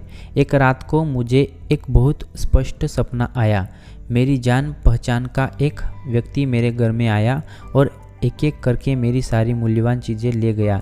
जो हो रहा था उसे मैं सपने में देख सकती थी, लेकिन यह नहीं देख सकती थी कि वह आखिर कौन था। एक बिंदु पर मैंने घुसपैठिए से पूछा, क्या आप उस चीज़ को नहीं छोड़ सकते? वह मेरे लिए बहुत मायने रखती है। लेकिन वह व्यक्ति पूरी निष्ठुरता से हर मूल्यवान चीज़ ले गया। अगली सुबह मुझे एहसास हुआ कि वह कौन सी थी और मेरे सपने का क्या मतलब था। पिछले साल एक करीबी मित्र अपने काम में अपनी मदद के लिए मुझे लगातार पुकार रहा था। मैं उसका काम कर देती थी। वह बहुत तनाव में दिख रहा था और पहल तो मुझे खुशी हुई कि मैं अपनी योग्यताओं से उसकी मदद कर रही हूँ, लेकिन यह अंतहीन सिलसिला था। वह किसी तरह का कोई श्रेय या प्रतिदिन नहीं दे रहा था और सबसे बड़ी बात वह इसके लिए मुझे सज़ा भी देता था। यह हरगिज़ मत सोचना कि आप कभी इतना अच्छा काम कर सकती है। आपने मेरे काम को तराशने में मदद ज़रूर की, लेकिन आप इतनी सृजनात्मक नहीं हो सकती। वह खुद को कमतर महसूस न करे, इसलिए वह मुझे कमतर होने का एहसास दिला रहा था।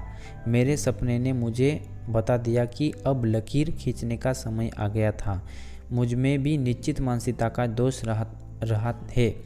मैं लोगों को नीचा तो नहीं दिखाती हूँ, लेकिन पुष्टि की ज़रूरत होने पर लोगों का इस्तेमाल कभी कभार हो जाता है। जब मैं स्नातक विद्यार्थी थी तो एक बार मैं ट्रेन से न्यूयॉर्क जा रही थी और मैं एक बहुत अच्छे व्यवसायी के बगल में बैठी।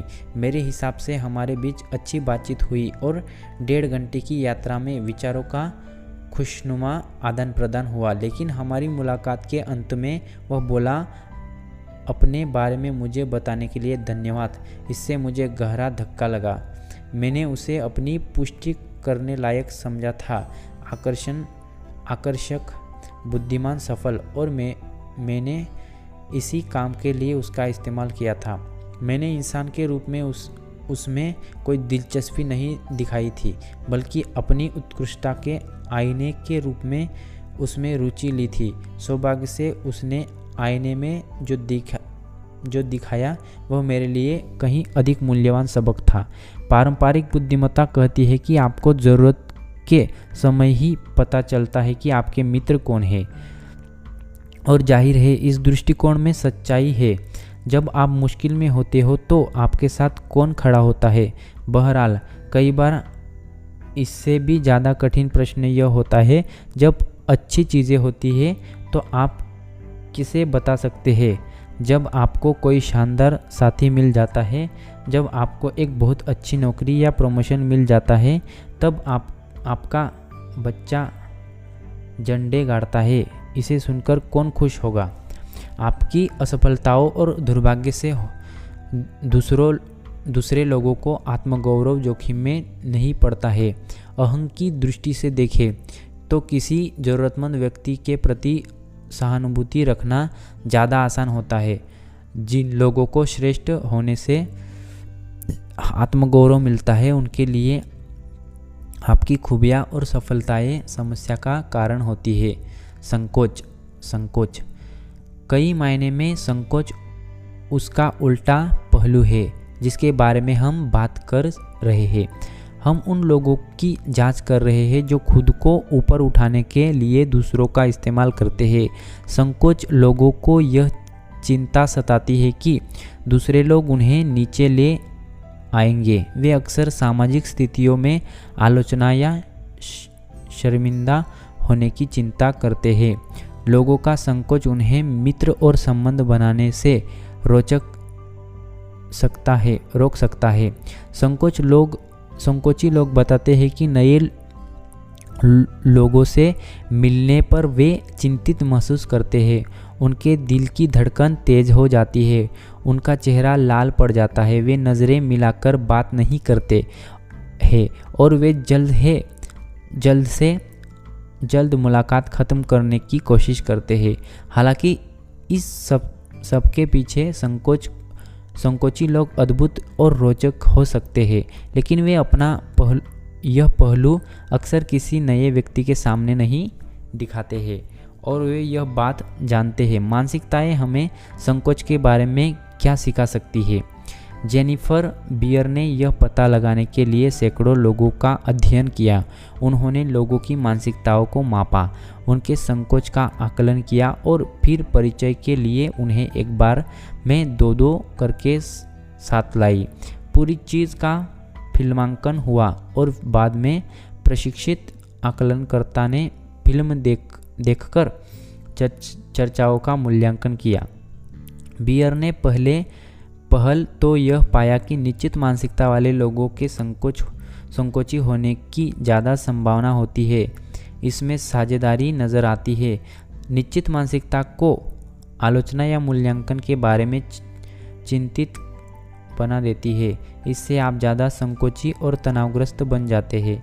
लेकिन दोनों ही मानसिकताओं के बहुत सारे संकोची लोग थे और उन्हें ज़्यादा करीब से देखने पर एक ज़्यादा रोचक चीज़ पता चला।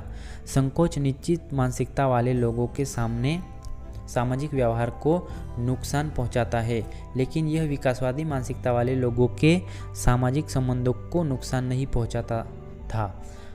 आकलनकर्ताओं के आकलन ने दिखाया कि हालांकि चर्चा के शुरुआती 5 मिनट तक निश्चित मानसिकता और विकासवादी मानसिकता वाले दोनों तरह के संकोची लोग बहुत घबराए दिख रहे थे, लेकिन उसके बाद विकासवादी मानसिकता वाले संकोची लोगों ने ज़्यादा सामाजिक योग्यता दिखाई, जिससे सामने वाले ने उन्हें ज़्यादा पसंद किया और ज़्यादा खुशनुमा बातचीत हुई। दरअसल कुछ समय की चर्चा के बाद वे गैर संकोची लोगों जैसे दिखने लगे। इसके पीछे अच्छे कारण हैं। एक बात तो यह है कि विकासवादी मानसिकता वाले संकोची लोग सामाजिक स्थितियों को चुनौती मानते हैं। हालांकि उन्हें तनाव महसूस होता है, लेकिन फिर भी वे किसी नए व्यक्ति से मिलने के अवसर का सक्रियता से स्वागत करते थे। इसके बजाय निश्चित मानसिकता वाले संकोची लोग किसी ऐसी व्यक्ति से मिलने से कतराना चाहते थे जो सामाजिक दृष्टि से उनसे ज़्यादा योग्य हो सकता था। उन्होंने कहा कि उन्हें गलतियां करने की ज़्यादा चिंता थी, इसलिए निश्चित मानसिकता और विकासवादी मानसिकता वाले लोगों ने अलग अलग नज़रियों से स्थिति का सामना किया। एक ने चुनौती को अंगीकार किया और दूसरा जोखिम से डरता रहा। इन भिन्न नज़रियों की वजह से बातचीत करने बढ़ने पर विकासवादी मानसिकता वाले संकोची लोगों का संकोच और घबराहट कम हो गई, लेकिन संकोची निश्चित मानसिकता वाले लोग बाद में भी घबराते रहे और सामाजिक रूप से अटपटी चीज़ें करते रहे, जैसे आँखों का संपर्क न करना या बात करने से कतराना। आप देख सकते हैं कि इन अलग अलग तरह के व्यवहारों का दोस्त बनने पर कैसा प्रभाव पड़ेगा। विकासवादी मानसिकता वाले संकोची लोग अपने संकोच पर काबू करते हैं। वे बाहर जाकर नए लोगों से मिलते हैं और तब उनका घबराहट शांत हो जाता है, तो उनके संबंध सामान्य रूप से आगे बढ़ते हैं। संकोच उन पर कब्जा नहीं करता। लेकिन निश्चित मानसिकता वाले लोगों के लिए संकोच सारा नियंत्रण अपने हाथ में ले लेता है। इसकी वजह से वे सामाजिक स्थितियों में नए लोगों से दूर रहते हैं और अगर कभी उनके पास आ भी जाए तो भी वे अपना रक्षा कवच ढीला नहीं करते और अपने डरों से छुटकारा नहीं पाते हैं। मनोविश्लेषण के प्रोफेसर और मनोचिकित्सा स्कॉट वेट्ज़लर अपने ग्राहक जॉर्ज का वर्णन करते हैं, जो निश्चित मानसिकता वाले संकोची व्यक्ति की जीती जागती तस्वीर है। जॉर्ज बहुत ही ज़्यादा संकोची था, खासतौर पर महिलाओं के साथ रहने पर। वह बेहतरीन वाक्पटु और आत्मविश्वासी दिखने के लिए इतना उत्सुक था और इतना चिंतित था कि वह अति उत्सुक और फुहड़ दिखेगा। वह महिलाओं के साथ भावहीन व्यवहार करता था। जब उसकी आकर्षण सहकर्मी जिन ने उनके साथ फ्लर्टिंग शुरू की तो वह इतना परेशान हो गया कि उससे कतराने लगा। फिर एक दिन जिन ने उसे एक नज़दीकी कॉफ़ी शॉप में घेर लिया और कहा कि वह उसे अपने साथ आने के लिए आमंत्रित करे। जब वह उसे प्रभावित करने के लिए कोई चतुर प्रतिक्रिया नहीं सोच पाया तो उसने जवाब दिया, मेरे लिए यह मायने नहीं रखता कि आप साथ बैठती है या नहीं। जॉर्ज, तुम क्या कर रहे हो? वह अस्वीकृति से अपनी रक्षा करने की कोशिश कर रहा था, इसलिए ज़्यादा रुचि प्रदर्शित करने से कतरा रहा था और वह इस अजीब स्थिति को ख़त्म करने की कोशिश कर रहा था। वह इसमें भी रहा। निश्चित रूप से उसकी ज़्यादा रुचि नहीं दिख रही थी और यह देखकर जिन फटाफट वहाँ से बाहर चली गई और मुलाकात जल्दी ही ख़त्म हो गई। वह जेनिफर बियर के अध्ययन के लोगों जैसे ही सामाजिक मूल्यांकन के डर से नियंत्रित, जिसने उसे संपर्क करने से रोक दिया। वेट्ज़लर ने धीरे धीरे जॉर्ज की मदद की कि वह मूल्यांकन या आलोचना पर अपनी एकाग्रता छोड़ दे। उसे यह समझ में आ गया कि जिन का इरादा उसका मूल्यांकन करना या उसका अपमान करना नहीं था, वह तो उसे जानने की कोशिश कर रही थी। जब एकाग्रता मूल्यांकन के बजाय संबंध विकसित करने पर केंद्रित हो गई तो जॉर्ज अंततः पारंपरिक आदान प्रदान करने में समर्थ हुआ। अपनी चिंता के बावजूद वह जिनके पास गया अपने बदतमीजी भरे व्यवहार के लिए क्षमा मांगी और उसे लंच पर आमंत्रित किया। जिन ने आमंत्रण स्वीकार किया। यही नहीं, वह इतनी आलोचनात्मक कतई नहीं निकली जितनी जॉर्ज डर रहा था। दबंग और शिकार, प्रतिशोध पर दोबारा विचार। हम दोबारा अस्वीकृति पर आ जाए, क्योंकि सिर्फ प्रेम संबंधों में ही लोग भयंकर अस्वीकृतियाँ का अनुभव नहीं करते। यह स्कूलों में हर दिन होता है। ग्रेड स्कूल से ही कुछ बच्चों को शिकार बनाया जाता है, उनका मखौल उड़ाया जाता है, उन्हें यातना दी जाती है और मारा जाता है तथा इसके पीछे उनकी कोई गलती नहीं होती। इसके कारण कुछ भी हो सकता है। यह उनके कातर व्यक्तित्व की वजह से हो सकता है, उनके दिखने के आधार पर हो सकता है, वह इस वजह से हो सकता है कि उनकी पृष्ठभूमि क्या है या वे कितने स्मार्ट है। कई बार तो वे पर्याप्त स्मार्ट नहीं होते हैं, कई बार वे ज़रूरत से ज़्यादा स्मार्ट होते हैं। यह हर दिन होने वाली घटना जीवन का एक दुखद स्वप्न बन जाती है और यही से बरसों तक डिप्रेशन और क्रोध का सिलसिला शुरू हो जाता है। स्थिति और भी बदतर इसलिए होती है क्योंकि स्कूल वाले अक्सर इस बारे में कुछ भी नहीं करते। ऐसा इसलिए होता है क्योंकि यह काम अक्सर शिक्षकों की नज़रें बचाकर किया जाता है या फिर स्कूल के लोकप्रिय विद्यार्थी यह काम करते हैं जैसे खिलाड़ी।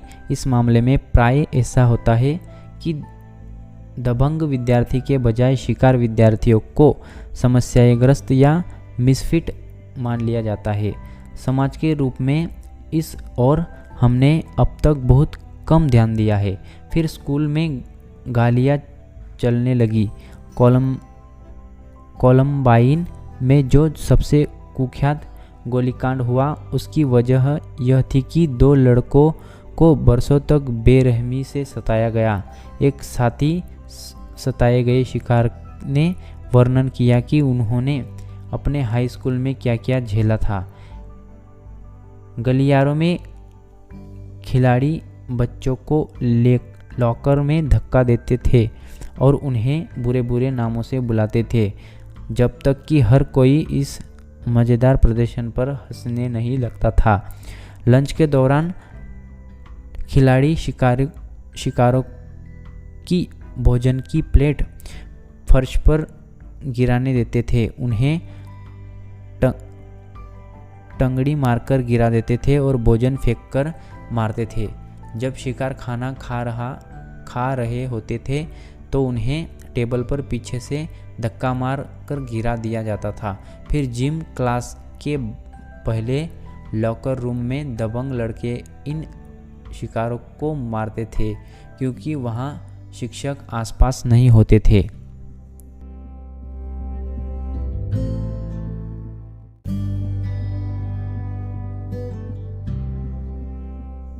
दबंग बच्चे कौन थे? दबंगता मूल्यांकन के बारे में है। यह इस बात को स्थापित करने के बारे में है कि कौन ज़्यादा योग्य या महत्वपूर्ण है। ज़्यादा शक्तिशाली लड़के कम शक्तिशाली लड़कों की आलोचना करते हैं। वे उन्हें कम मूल्यांकन इंसान मानते हैं और वे हर दिन उन्हें सताते हैं। यह स्पष्ट है कि दबंग लड़कों को इससे क्या मिलता है। शेरी लेवी के अध्ययन वाले लड़कों की तरह इससे उनका आत्मगौरव बढ़ जाता है। ऐसी बात नहीं है कि दबंग लड़कों में आत्मगौरव की कमी होती है, लेकिन दूसरों की आलोचना करने या उन्हें नीचा दिखाने से उनका आत्मगौरव तेजी से बढ़ जाता है। दबंग लड़के अपने कार्यों से सामाजिक प्रतिष्ठा हासिल करते हैं, बाकी उनका सम्मान कर सकते हैं और उन्हें शानदार, शक्तिशाली या मज़ेदार आंक सकते हैं या उनसे डर सकते हैं। दोनों में से जो भी स्थिति हो, उनकी साख बढ़ जाती है। दबंग लोगों में निश्चित मानसिकता वाली सोच प्रबल होती है। कुछ लोग श्रेष्ठ होते हैं और कुछ लोग हीन होते हैं और दबंग लोग कट्टर आलोचना करते हैं। कोलंबाइन में गोली चलाने वाला एरिक हैरिसन उनका आदर्श निशाना था। उसके सीने में विकृति थी। वह नाटा था, वह कंप्यूटर का दीवाना था और वह बाहरी था, यानी कोलोरेडो का मूल बाशिंदा नहीं था। उन्होंने उसकी बेरहम आलोचना की और मूल्यांकन किया। शिकार और प्रतिशोध। सताए जाने पर शिकार कैसे प्रतिक्रिया करते हैं, इस बारे में भी निश्चित मानसिकता भूमिका निभा सकती है। जब लोग किसी अस्वीकृति से गहरी आलोचना महसूस करते हैं तो वे अपने बारे में बुरा महसूस करते हैं और कटुता से प्रतिक्रिया करते हैं। उन्हें निर्ममता से कमतर किया गया है और बदले में वे भी सामने वाले को कमतर करना चाहते हैं। अपने अध्ययनों में हमने अस्वीकृति के बाद पूरी तरह से सामान्य लोगों, बच्चों और वयस्कों को प्रतिशोध की हिंसक फंतासियाँ बुनते देखा है। उच्च शिक्षित, अच्छी तरह काम करने वाले वयस्क किसी गंभीर अस्वीकृतियाँ का या धोखे के बाद शिद्दत से कहते हैं, मैं उसे मृत देखना चाहता था या मैं आसानी से उसका गला दबाना चाहता था। जब हम स्कूली हिंसा के बारे में सुनते हैं तो हम आमतौर पर सोचते हैं कि केवल बुरे घरों के बुरे बच्चे ही कानून अपने हाथ में ले सकते हैं, लेकिन यह आश्चर्यजनक है कि कितनी जल्दी निश्चित मानसिकता वाले सामान्य बच्चे हिंसक प्रतिशोध के बारे में सोचने लगते हैं। हमने अपने एक प्रिय स्कूल में 8वें ग्रेड के विद्यार्थियों को दबंग बच्चों के सताने के बारे में एक परिदृश्य पढ़ने को दिया। हमने उनसे यह कल्पना करने को कहा कि उनके साथ हो रहा है। स्कूल में नया साल है और चीज़ें काफ़ी अच्छी तरह चल रही है। अचानक कुछ लोकप्रिय लड़के आपको चिढ़ाने लगते हैं और आपको बुरे नामों से बुलाने लगते हैं। पहले तो आप नज़रअंदाज कर देते हैं, ऐसी चीज़ें होती है, लेकिन यह सिलसिला जारी रहता है। हर दिन वे आपका पीछा करते हैं, आप पर फप्ती कसते हैं, आपके कपड़े का मखौल उड़ाते हैं, आपके हुलिये का मजाक उड़ाते हैं। वे आपको बताते हैं कि आप पराजित हैं सबके सामने हर दिन। फिर हमने उनसे इस बारे में लिखने को कहा कि वे क्या सोचेंगे और क्या करेंगे या क्या करना चाहेंगे। सबसे पहले तो निश्चित मानसिकता वाले विद्यार्थियों ने घटना को ज़्यादा व्यक्तिगत रूप से लिया। उन्होंने कहा, मैं सोचूंगा कि मैं कुछ नहीं हूँ और मुझे कोई पसंद नहीं करता। मैं सोचूंगा कि मूर्ख हूँ, अजीब और मिसफिट हूँ। फिर वे हिंसक प्रतिशोध चाहते थे। उन्होंने कहा कि वे गुस्से भरी प्रतिक्रिया करेंगे, उनके चेहरे पर मुक्का झड़ देंगे या फिर वहाँ से भाग जाएंगे। वे इस कथन से प्रबलता से सहमत थे। मेरा पहला लक्ष्य प्रतिशोध लेना होगा। उनका मूल्यांकन किया गया था और बदले में वे भी मूल्यांकन करना चाहते थे। यही कोलंबिया के गोली चलाने वाले एरिक हैरिसन और डायलेन क्लेबोल्ड ने किया। उन्होंने फैसला किया, कुछ लंबे भयंकर घंटों तक उन्होंने यह फैसला किया कि कौन जिंदा रहेगा और कौन मरेगा। हमारे अध्ययन में विकासवादी मानसिकता वाले विद्यार्थियों ने दबंग विद्यार्थियों के सताने पर यह नहीं सोचा कि वे कुछ नहीं है। इसके बजाय उन्होंने तो इसे इन दबंग विद्यार्थियों की मनोवैज्ञानिक समस्या माना। उन्होंने सोचा कि यह दबंग विद्यार्थियों का दबदबा जमाने या आत्मगौरव बढ़ाने का तरीका था। मैं सोचूंगा कि वह मुझे परेशान कर रहा है। इसका कारण शायद यह है कि उसके घर पर समस्याएं या स्कूल में उसके ग्रेड में समस्याएं चल रही है, या उन्हें जीवन अच्छी तरह जीना चाहिए। मुझे बुरा महसूस कराकर खुद अच्छा महसूस करने की क्या ज़रूरत है। उसकी योजना अक्सर दबंग विद्यार्थियों को शिक्षित करने की रहती थी। मैं सचमुच उनसे बात करूंगा। मैं उनसे प्रश्न पूछूंगा, वे मुझसे इस तरह की बातें क्यों कर रहे हैं, या मेरे साथ यह सब क्यों कर रहे हैं, या उस व्यक्ति से इस मुद्दे पर आमने सामने बात करूंगा। मैं यह देखने में उनकी मदद करना चाहूँगा कि वे मज़ेदार नहीं है। विकासवादी मानसिकता वाले विद्यार्थी इस बात पर भी प्रबलता से सहमत थे कि मैं उन्हें अंततः क्षमा करना चाहूँगा और मेरा पहला लक्ष्य बेहतर इंसान बनने में उनकी मदद करना होगा। यह संदिग्ध है कि वे कट्टर दबंग लोगों को सुधारने या शिक्षित करने में सफल होंगे। बहरहाल, यह निश्चित रूप से उन पर गोली चलाने से ज़्यादा सृजनात्मक कदम है। एरिक हैरिसन और डायलेन क्लेबोल्ड के सहपाठी ब्रूक्स ब्राउन को तीसरे ग्रेड के बाद से बहुत सताया गया। उसने बहुत यातना झेली, लेकिन उसने प्रतिशोध की कोई कोशिश नहीं की। उसने निश्चित मानसिकता को खारिज कर दिया और लोगों को अपना मूल्यांकन करने का अधिकार नहीं दिया। जैसे मैं फुटबॉल खिलाड़ी हूँ इसलिए मैं तुमसे बेहतर हूँ, या मैं बास्केटबॉल खिलाड़ी हूँ, तुम जैसे निठल्ले कंप्यूटर कीड़े मेरी बराबरी नहीं है। इससे भी चढ़कर उसने विकासवादी मानसिकता को सक्रियता से अंगीकार किया। उसके खुद के शब्द में लोगों में बदलने की क्षमता होती थी। शायद एरिक हैरिसन में भी, जो ज़्यादा खिन्न था और गोली चलाने की योजना का अगुवा था। कई साल पहले ब्राउन की एरिक हैरिसन से बहुत गंभीर टकराव चला था, लेकिन सीनियर स्कूल में ब्राउन ने शांति की पहल की।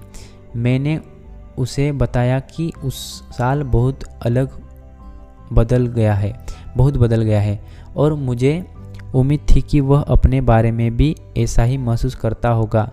ब्रूक्स ने आगे कहा कि अगर एरिक नहीं बदलता तो वह हमेशा पीछे हट सकता था। बहरहाल, अगर उसने विकास कर लिया है तो उसे यह साबित करने का मौका क्यों न दिया जाए। ब्रूक्स ने हार नहीं मानी। वह अब भी लोगों को बदलना चाहता है। वह संसार को दबंगता की समस्याओं के बारे में अवगत कराना चाहता है और वह शिकारों तक पहुंचना चाहता है तथा उनकी हिंसक फंतासियों को निष्क्रिय करना चाहता है। इसलिए उसने बॉलिंग फॉर कलम्बाइन पर फिल्म निर्माता माइकल मूर के लिए काम किया और एक नवाचारी वेबसाइट बनाई जहां सताए जाने वाले बच्चे एक दूसरे से संवाद कर सकते हैं और यह सीख सकते हैं कि किसी की जान लेना समाधान नहीं है। यह तो अपने दिमाग का इस्तेमाल करके स्थितियों को बेहतर बनाना है। मेरी ही तरह ब्रूस गोली चलाने वालों को ऐसे लोगों के रूप में नहीं देखता जो बाकी हर व्यक्ति से कोसों दूर हो। वह कहता है कि उसका मित्र डायलेन कैलेबोल्ड अच्छे घर का सामान्य बच्चा था जिसके प्रेमपूर्वक माता पिता थे। वास्तव में वह चेतावनी देता था, हम बस आराम से बैठ सकते हैं और गोली चलाने वाले को न्यूसेंस दरिंदे हमसे पूरी तरह अलग कह सकते थे, या हम यह स्वीकार कर सकते हैं कि एरिक और डायलेन जैसे और भी लड़के वहाँ हैं जिन्हें धीरे धीरे उसी मार्ग पर नीचे ले जाया जा रहा है। भले ही शुरुआत में शिकार में निश्चित मानसिकता न हो, लेकिन लंबे समय तक सताए जाने पर बाद में उनमें आ सकती है, खासतौर पर अगर बाकी लोग चुपचाप खड़े रहे और कुछ न करें या इसमें शामिल हो जाए। शिकार बच्चे कहते हैं कि जब उन पर ताना मारा जाता है या उनका अपमान किया जाता है और कोई भी उनकी रक्षा करने नहीं आता है, तो वे यह विश्वास करने लगते हैं कि वे इसके हकदार हैं। वे अपना मूल्यांकन करने लगते हैं और यह सोचने लगते हैं कि वे हीन हैं। दबंग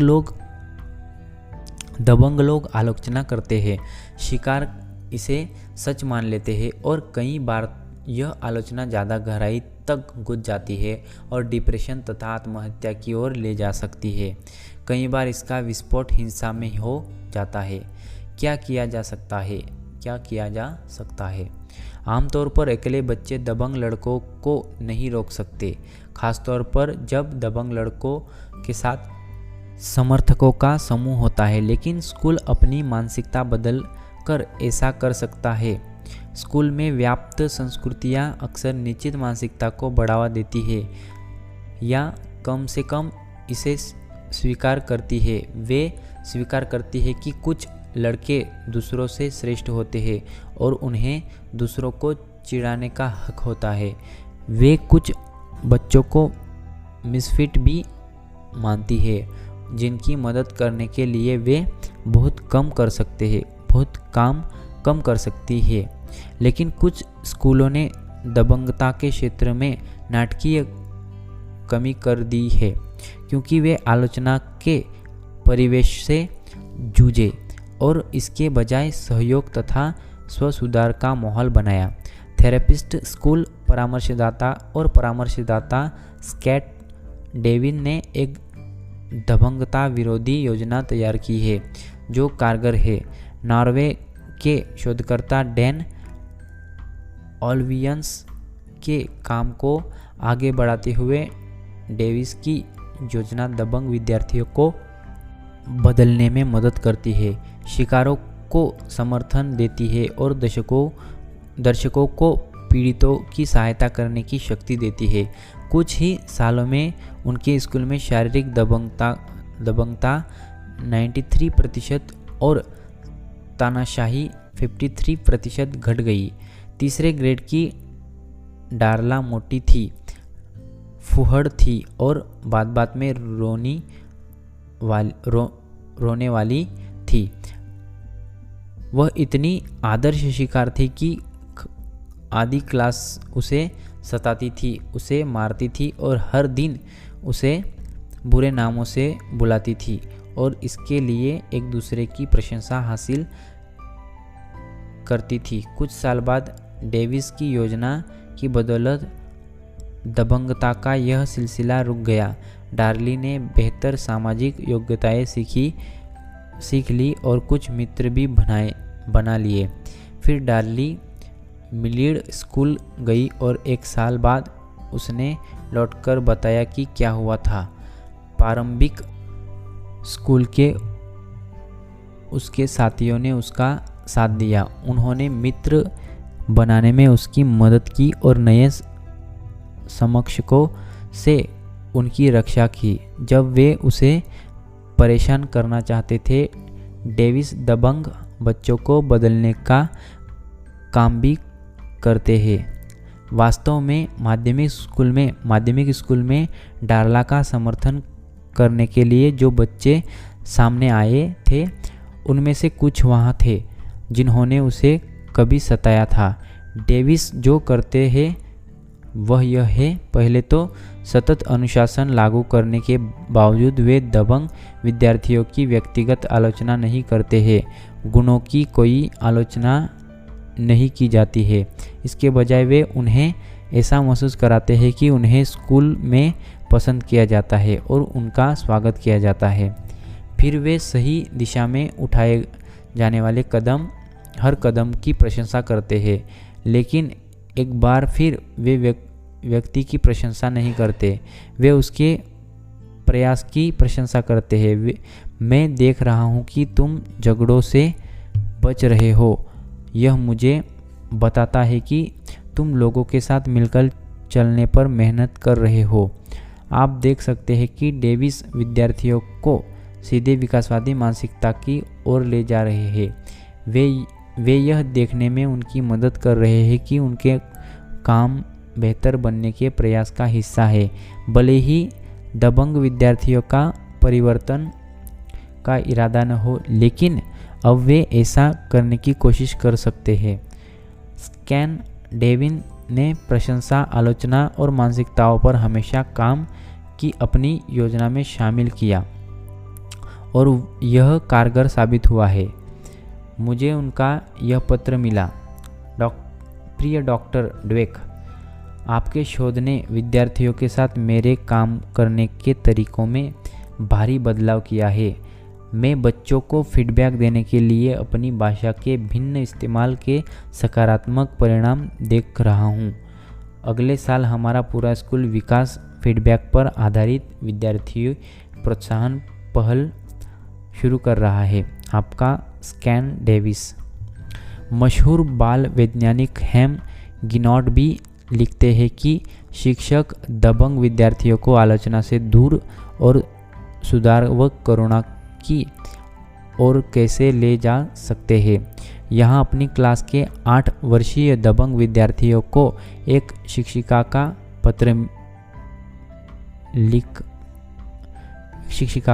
लिखा पत्र देखें और गौर करें कि यह नहीं कह सकती है कि वह बुरा है, बल्कि वे उसके नेतृत्व का जिक्र करके, बड़े शब्दों का इस्तेमाल करके और उसकी सलाह मांगकर उसके प्रति सम्मान दर्शाता है।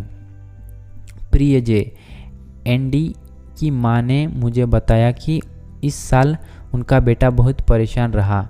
बुरे नामों से बुलाने और सबसे दूर हो जाने की वजह से वह दुखी और एकाकी महसूस करने लगा। मैं स्थिति के बारे में चिंतित हूँ क्योंकि आपके पास अपनी क्लास में लीडर का अनुभव, इसलिए आप ही वह सबसे उपयुक्त व्यक्ति है जिनसे मैं सलाह मांग सकती हूँ। मैं परेशान लोगों के प्रति सहानुभूति रखने के आपके गुण को महत्व देती हूँ। कृपया मुझे सुझाव दें कि हम एंडी की मदद कैसे कर सकते हैं। आपकी शिक्षिका। दबंगता व न्यूयॉर्क टाइम्स में प्रकाशित एक लेख के एरिक हैरिसन और डायलेन क्लेबोल्ड को 2 मिसफिट किशोर कहा गया था। यह सच है, वे फिट नहीं होते थे, लेकिन आप कभी नहीं सुनेंगे कि दबंग बच्चे मिसफिट थे, क्योंकि वे नहीं थे।